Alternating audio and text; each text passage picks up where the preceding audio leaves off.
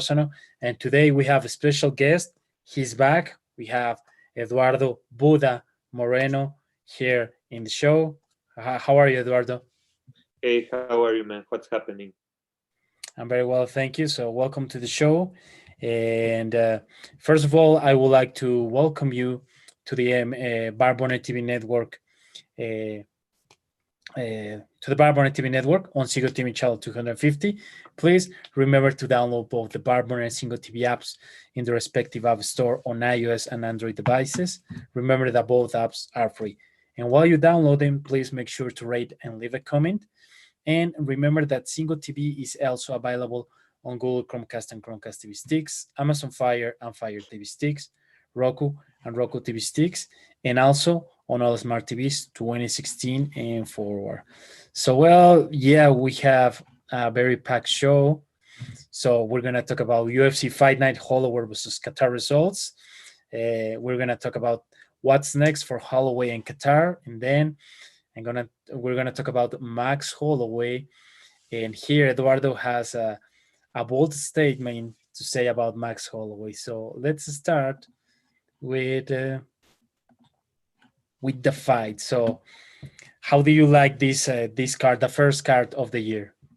Well, exactly. This is the first card of the year. I think that UFC returns with a knockout, to say it in some sort of way, and with a horrible pun there. And it gets to us full throttle to this Fight Island week that includes the Chiesa versus Magny, and also ending the week with the Poirier versus McGregor fight that we're all so that we all want to see. No, this one was special because it was like the first time that they went on ABC channel. No, it was on a public broadcast in the United States, so it had to be special, and I think it really delivered. The main event was great, and the main card was also great. So yeah, it was a great comeback, don't you think? Yes, and it was pretty funny because I was ready to start like watching the main card, and Eduardo texted me. He was like, "Hey, are you watching?" And I was like, "Of course." So we talk about the fights, and let's go through each fight of the main card and talk about a little bit of each fight. So first of all, we have the Punahele Soriano beats Dusko Todorovic by knockout in the middleweight division. So there was a very quick fight. So what do you think about this fight? Well, it was a quick fight, like you already said. These were like two important prospects that came from Contender Series. They had a perfect record. Neither one of them knew what the taste of loss was till this fight, and a lot of eyes were on Todorovic. And Soriano gets the knockout. He struggled a little bit with the reach at first, I think, because Todorovic had this great bends and movement that remind you like the Matrix, Hmm. like Lomachenko, or maybe Rafael Fisayev, that's also a lightweight fighter, and he miscalculates and gets knocked down by a punch by Soriano, and I think it was a good fight between these two prospects that obviously have a long career ahead from them. Yes, I agree. And, exactly. Like for this fight, I I had picked Todorovic, so I thought he was going to win because You went for Todorovic. yeah, because he's more experienced. So I thought he was going to win, but like you said, like Soriano, he went forward and boom, caught him, and that's it, He right? struggled a little bit, but he got it. It was near the end of the first round, wasn't it? Yes, I think yeah. Yeah. Something like that. Yeah. So yeah, so that was the first card, and we had a knockout on the first fight of the card, and then let's go with the next one. Alicio Di Chirico defeats Joaquin Buckley by knockout in the middleweight division. So for this one, you were going for Buckley, right? Well, I was going for a decision for Buckley, But I think that Buckley is a great fighter, no? But he was very high. He had a lot of hype because of his two last knockouts. Uh, I think he's a powerful fighter, but I saw him a little bit outsized. I don't know what you think about it, because in the middleweight, like he's a little like Kelvin Gastelum, isn't he? That he's Mhm. like short, stocky, but there are a lot of people. The Kiriko was like another division above from him. It seemed, it looked like that. Don't you agree? Something like that. Yeah, well, yeah, the Chirico looked big, Mhm. and like I was going for Buckley, but Eduardo texted me. He like, "Hey, what do you think about Buckley?" And I loved his knockout. It was like this guy. He won many knockout of the year awards last year, but I told him that it was going to be hard to replicate that thing, right? Because this guy, he has a lot of hype behind. So I wasn't expecting Pressure him. also. Yeah, so he had a lot of pressure, and I wasn't expecting him to lose, but I wasn't expecting him to win, like he has done, right? Yeah, and well, Dicky Rico like had the moment, no? He was like in some sort of way fighting for his job because he had like a three losses streak, I think, three losing streak. Obviously, he got this great knockout in the first round, and it was also quite controversial that he didn't want to do an interview after the fight, saying that he doesn't agree that just the winner gets to get an interview. I think that that didn't like a lot of people, and a lot and it was not the spot. You already got like the best win in your career with this hype fighter. Why did he have to spoil it? No, Yeah, exactly. And like that interview thing, that there's was a lot of controversy around it because I know if you remember when John Jones beat Daniel Cormier the second time, exactly. and then Joe Rogan interview Daniel Cormier, and he didn't know what to say because he got knocked out. So some people said that, hey, like we need to stop doing that, right? That's the textbook example for that. For why you don't interview fighters after they lose, no? Exactly. And well, so we were like two fights into the main card, and we had two knockouts, and then the third one we were surprised. Both of us were surprised by this one. So Li Jingliang defeats Santiago Poncinibio by knockout in the welterweight division. So what do you think about this one? Well, I think everyone thought that Poncinibio was going to return to the level that he had 2 years ago when he had to stop fighting because of complications with his leg and later COVID, stuff like that. No, Santiago even rebranded himself with a new nickname. He's not Genteboa now. He's the Argentine Dagger now. So I think we were all on the expectation of him getting to that level again. Remember that he had like great wins against Neil Magny or Mike Perry also, and Li Jingliang has been more active in these years.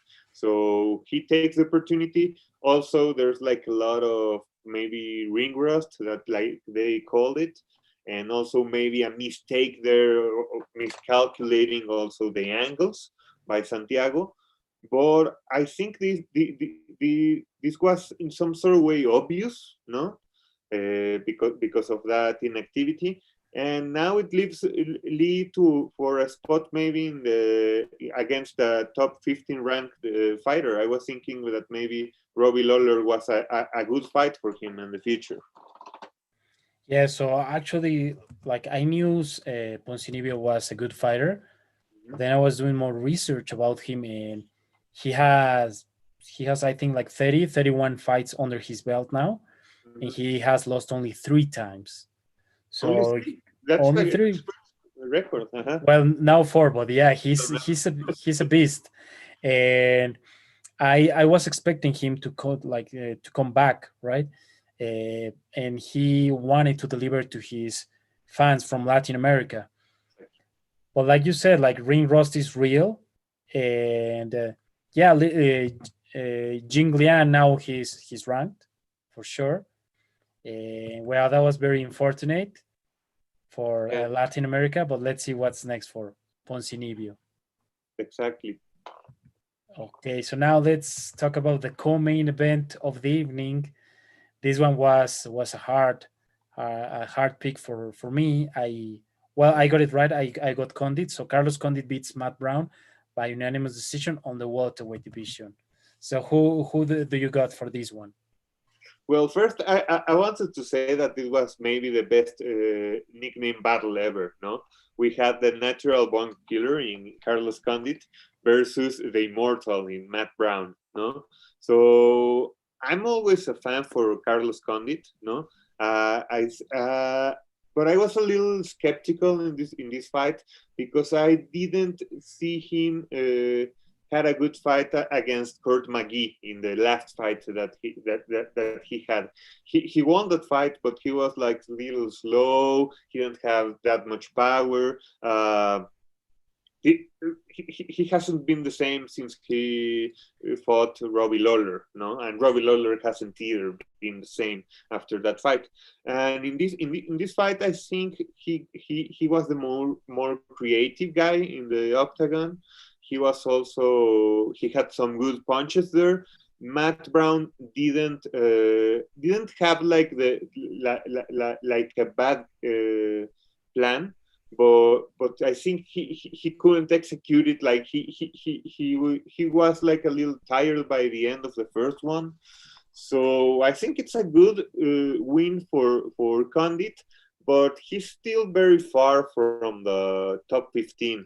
I really think that maybe he's in this spot of his career in his late 30s that he can make fun fights, fun matchups against other veterans. I was thinking maybe he could be the farewell battle of Diego Sanchez if he wants to retire in welterweight.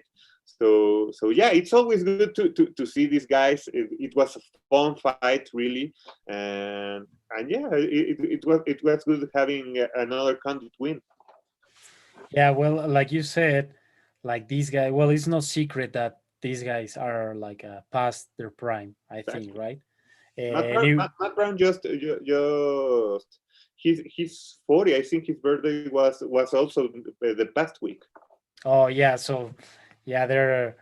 I think they should if they're not thinking about like retirement, they should. It was a fun fight, and I got Condit on this one because don't get me wrong, I love like Matt Brown's style, but I think sometimes he gets carried away, right? He's not as Old school, man. yeah, he's not as smart, so to speak, as Condit, right? Yeah, old school guys. This was like an old school fight. No, you can also see like Condit still struggles a little bit with wrestling and stuff like that. These guys didn't advance their game like for a lot of years, no. So that's why maybe you wouldn't like face them off against the elite of the division by now, but they can still give great fights like this one, no? And both guys are real savages. Yeah, exactly. So these guys, yeah, they're well known, and they can put on a show. So it was a very good co-main event. So Very now good. let's talk about the main event of the evening. So Max Holloway defeats Calvin Qatar by unanimous decision on the featherweight division. So wow, what do you think about the fight? Well, it was the, the best is blessed, no? Like he always says, it was a very dominant fight. Maybe it was Max Holloway's best performance in UFC. Uh, he smashed every record that there was about significant strikes landed or strikes attempted. A lot of these records he already had them in his fight against Ortega, and I think it was like just a level or two above Calvin Cater. That he's not by any means a bad fighter. He's a very good fighter also, but the levels, man, like Corey Anderson said, there are levels to this game, no. And Max looked dominant. He had like new tools to his toolbox. We see a lot of elbows there, and he even had the time to like talk to the commentary team. No, remember in the fifth round, like with some Muhammad Ali stuff. So that was great. Yeah, so like you said, I think it was a master class, right, of striking. You're correct. And yeah, like Max Holloway is in a whole another level. But like you said, Calvin Cater is not an easy fighter. No. I think personally that it should have been stopped by the third round. A lot of people were telling me that, well, Cater was conscious and he was fighting back, but he was just there taking damage. Like he was like a zombie over there. Obviously, the fight was more exciting to go 5 rounds, but I think he took unnecessary damage. Yes, totally. A lot of people. It was controversial because of that.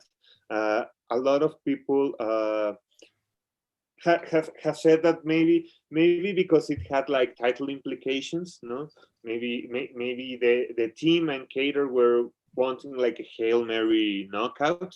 No, but the fact is that this fight, this type of battles always like give you more, will make your career be shorter, and even your life. These are the type of battles that take years from your life and your career. And that we were just talking about the Condit versus Lawler fight. They weren't the same after that. No, who knows Yes. what Calvin Cater will have after this fight. He's not an old fighter, but he's not also that young. He's 32 for featherweight. He's a little on the upper part of the age, but yeah, it's a little controversial. I think it could also be stopped, like you said. But well, it wasn't. Herving has always the rule that if they don't die, how was it like? I won't stop it if they don't die, something like that. Yeah, so okay, let's talk about what's next for these two gentlemen, and then we will go back and talk about uh, like the amazing display, the amazing performance that Holloway gave us. So what's next for Holloway and Cater? Well, definitely for Max Holloway, everyone thinks that the third fight against Volkanovski it's the option. No, Volkanovski now has agreed to fight Brian Ortega. I think that's the right call, because imagine you being Volkanovski. For you've already beaten that guy 2 times. No, so it might get a little boring to have a third fight right now against him. So I think Holloway might get the winner from that fight, from the Volkanovski versus Ortega fight.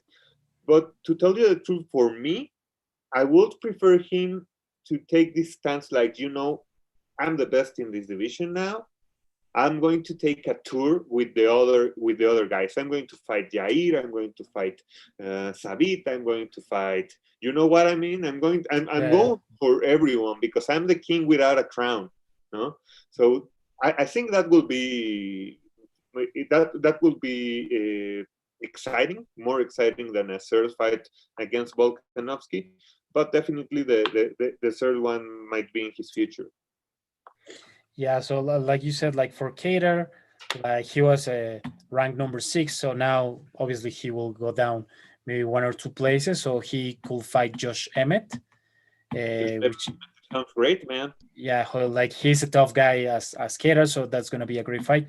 And for Holloway, like you said, honestly, I wouldn't like to watch another fight against Volkanovski, but I think obviously he deserves the title shot. But like like now what you just mentioned sound incredible, like to fight like the top guys. And actually, yeah, let's talk about Max Holloway. So first of all, that division is pretty stacked, like you said. Really. We have Jay Rodriguez, Ortega. He's a great fighter, and yeah, with this performance, he he deserves to fight Volkanovski. So what do you think happened to Holloway against Volkanovski? Well, for me, not it kind of reminds me a little of the battle against Henan Barao and TJ Dillashaw, in the way that not as dominant as those were, but I think that with all these advantages that Holloway has, Volkanovski has like the correct recipe for him to go against him. You know, remember that Volkanovski is one of the shorter guys in the featherweight division, also, uh, but he's like very analytical, and he's got a great leg work. A leg kick for against the other guys. He always has like a plan A, B, C, D. You know, he can wrestle. So I think he kind of deactivates Max Holloway in those fights. For me, the first one was won by Max, but the second one was won by Volkanovski. So I think that's what happens. He knows how to deactivate him. Exactly, like you said, uh, MMA math is not always great. I think like it doesn't work, but like you said, there are certain styles in certain fighters. Yeah, I think Volkanovski figured out like the like the code that He's is a great Max fighter. Holloway. Mm-hmm. So yeah, I think that's what happened. Maybe this third time it will go different. But like, just check this out. Like the division, you have Brian Ortega, we have Sabit Magomed Sharipov, you have Jay Rodriguez, you have Chan Song Young. So it's Korean zombie, man. yeah, it's like a pool full of sharks. Yes, and I think you could divide that like in three separate groups. There's obviously the Max, the Volkanovski, and the Ortega that they're going to fight against each other. We've got Sabit versus Jair, that is the fight that UFC really wants to do.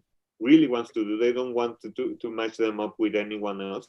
And you have like this lower level where a Cater, an Emmet also, and the Korean zombie could fight against them. So it's pretty interesting.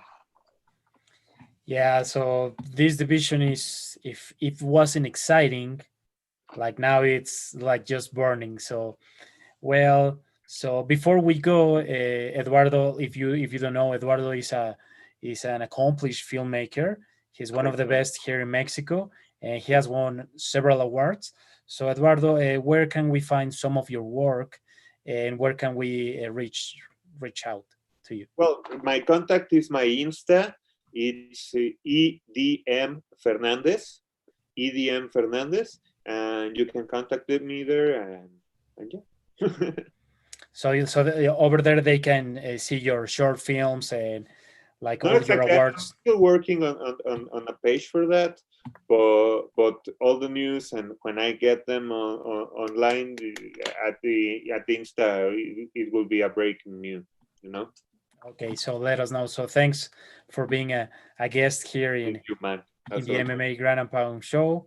Always a pleasure. So remember that we have UFC this Wednesday, Chiesa versus Magni, but it's going to be at 12 p.m. Eastern Time, 11 p.m. Mexico City time.